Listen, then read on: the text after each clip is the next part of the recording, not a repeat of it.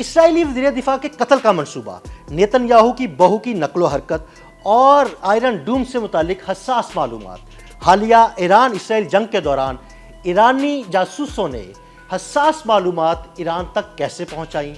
اسرائیلی وزیر دفاع کو قتل کرنے کے لیے بم کہاں نصب کیا گیا؟ یہ منصوبہ کیوں ناکام ہوا؟ آئیے اس جنگ سے متعلق حقائق اور پوشیدہ رازوں سے پردہ اٹھاتے ہیں۔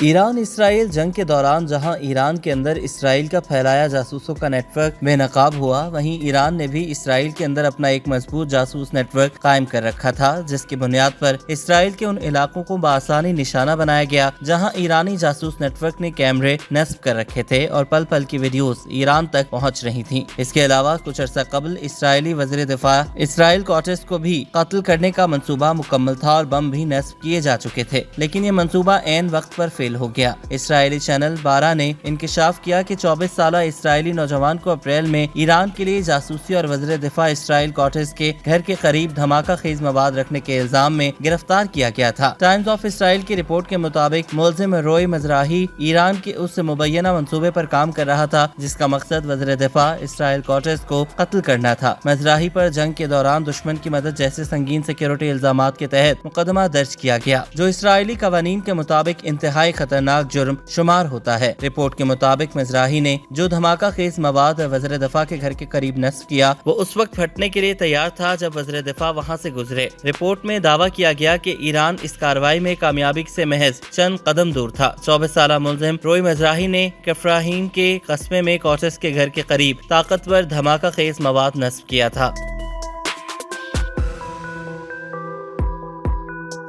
رپورٹ میں کہا گیا کہ اسرائیل کوٹس کے خلاف یہ سازش ایران کے کئی ایسے منصوبوں میں سے ایک تھی جن کے ذریعے اعلیٰ اسرائیلی حکام کو جنگ کی صورت میں نشانہ بنایا جانا تھا۔ رپورٹ میں بتایا گیا کہ مزراحی کو ٹیلی گرام چینل کے ذریعے جاسوس نیٹ ورک میں بھرتی کیا گیا تھا اور بعد میں اس نے اپنے 24 سالہ دوست الموغ عطیاس کو بھی شامل کر لیا۔ عطیاس کو اپریل میں مزراحی کے ساتھ گرفتار کیا گیا۔ یہ گرفتاری اسرائیلی انٹیلیجنس ایجنسی شاباک اور پولیس کے لاہو 433 یونٹ کی مشترکہ تحقیقات کے نتیجے میں عمل میں آئی تھی۔ دونوں افراد حیفا کے قریب نصر کے رہائشی ہیں۔ دونوں ملزمان نے ایرانی ایجنٹ ایلیکس کی ہدایت پر مختلف مقامات جیسے کہ شاباک ہیڈ کوارٹرز اور تل اویو کے اسرائیلی ٹاورز کی ویڈیوز بنائیں۔ بعد میں انہیں کفراہیم میں 2 خفیہ کیمرے نصب کرنے کا کہا گیا۔ یہ کیمرے انہوں نے ہولون شہر کے ایک گھر سے حاصل کیے، لیکن سیکیورٹی گاڑی کے قریب سے گزرنے پر وہ گھبرا گئے اور کیمرے جھاڑیوں میں پھینک دیے۔ مزراحی کو بعد میں ایلیکس کی جانب سے وائس مین انسٹی ٹیوٹ کے سائنسدانوں کو قتل کرنے کی پیشکش کی گئی، جس کے بدلے اسے $10 لاکھ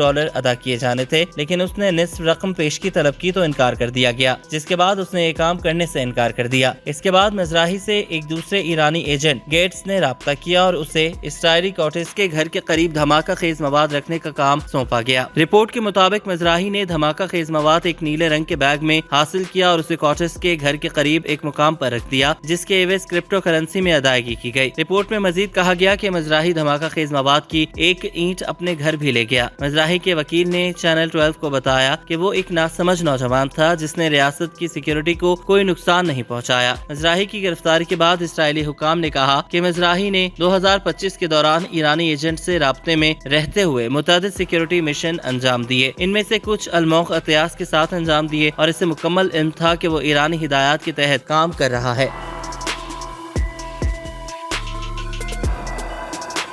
پولیس سپرنٹینڈنٹ ماور گورین نے اپنی رپورٹ میں بتایا کہ ایران کے ساتھ حالیہ 12 روزہ جنگ کے دوران یہ بار بار واضح ہوتا رہا کہ ایران انہی مقامات کو نشانہ بنا رہا ہے جو اسرائیلی جاسوسوں نے اس کے لیے فلم بند کیے۔ حالیہ مہینوں میں ایران کے لیے جاسوسی کرنے کے الزام میں متعدد اسرائیلی شہری گرفتار کیے گئے۔ حال ہی میں ایران کے ساتھ جاری تنازع کے دوران 3 مزید اسرائیلیوں کو گرفتار کیا گیا۔ رپورٹ کے مطابق ان میں سے ایک نے اسرائیلی وزیر اعظم نیتن یاہو کی آئندہ بہو پر نظر رکھی، جبکہ ایک اور نے سرکاری حکام اور فوجی اڈوں کے گھروں کی تصاویر لیں۔ مئی میں 18 سالہ موشے عطیاس کو اسپتال میں موجود سابق وزیر اعظم نفتالی بینٹ کی جاسوسی کرنے کے الزام میں گرفتار کیا گیا۔ جنوری میں حکام نے 2 IDF ریزرو فوجیوں 21 سالہ یوری ایلیا سفوف اور جورجی آندریف کو گرفتار کیا، جن پر الزام ہے کہ انہوں نے Iron Dome missile defence system کے متعلق حساس معلومات ایران کو صرف $50 کے عوض فراہم کر دی تھیں۔